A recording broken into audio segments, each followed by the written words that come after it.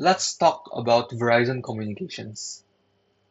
Just as an example of how to read an annual report.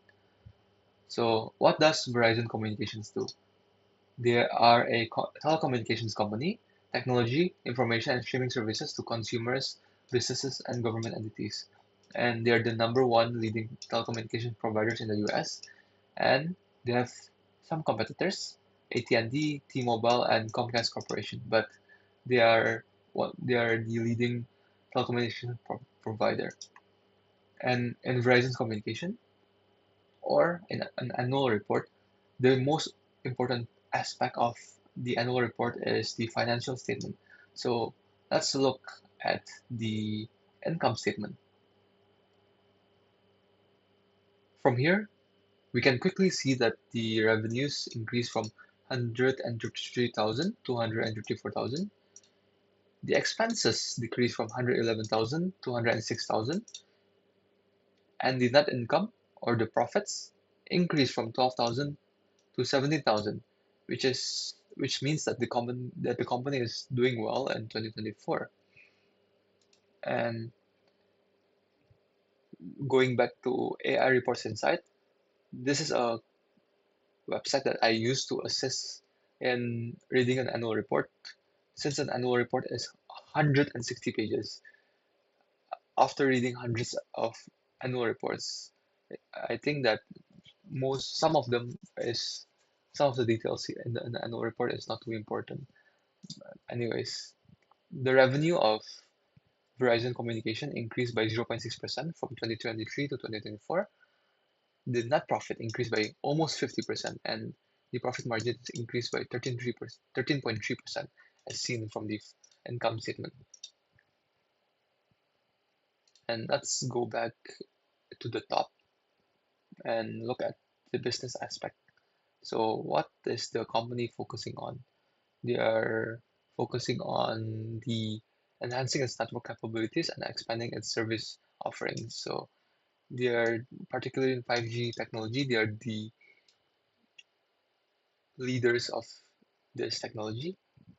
And revenues increased by 0.6%, 1.3% in consumer segment, and business segment saw a decrease in 2%. I think we have to look at this statement more in the annual report. So they continue to invest in network enhancement, which is a good thing. And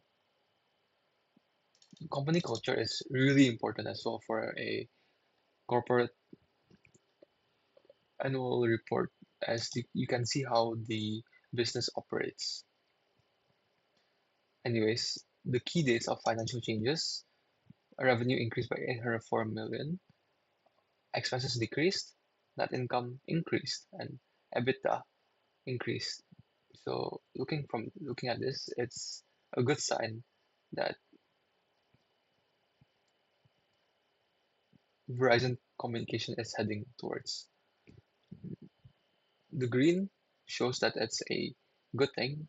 The yellow says it's an okay thing, and the red shows it's quite a bad thing.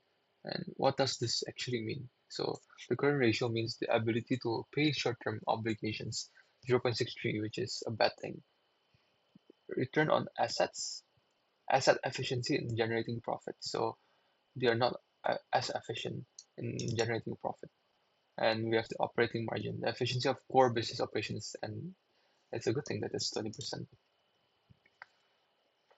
So it's selling in North America, Europe, and Asia Pacific, but its main market is in North America. Finally, we go to the key highlights and achievements. We can see that this shows an increase in quarterly dividends, which is good for shareholders, significant growth in the broadband connections, and acquisition of Frontier Communications. So they're continuing their efforts to expand their business. But in an annual report, we can see everything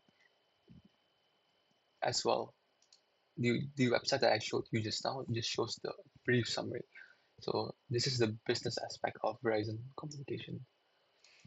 You can see here it says a similar thing, and it's the same thing as the website. We have the business group and the consumer group. but its main market is in the wireless service and equipments. Yeah, you guys can read more through the annual report, but you guys should check AI Reports Insights out as an assistant to the annual report. I think it'll save you plenty of time. I'll leave the link below for your reference. And yeah, thanks for checking in the video, and we'll talk. You guys can comment down below what I should talk about next.